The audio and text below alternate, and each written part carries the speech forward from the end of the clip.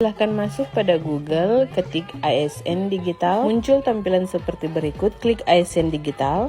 Silahkan masuk pada portalnya, klik lingkaran BKN, akan muncul 3 menu. Silahkan pilih login, silahkan masukkan username dan password My ASN Bapak Ibu. Setelah itu klik masuk. Bapak Ibu akan diminta untuk reset password ulang. Passwordnya terdiri dari 12 karakter ya. Menu akan kembali ke portal awal dan silahkan Bapak Ibu login menggunakan password baru. Setelah itu silahkan klik masuk dan Bapak Ibu akan diminta untuk aktivasi MFA. Bapak Ibu akan dimintakan untuk scan barcode menggunakan Google Authenticator. Bapak Ibu silakan download Google Authenticator pada Play Store atau App Store. Setelah terinstall, maka Bapak Ibu akan pindai kode QR tadi. Setelah berhasil, Bapak Ibu akan menerima kode. Silahkan isikan kode pada one time kode dan device nama menggunakan nama Bapak Ibu.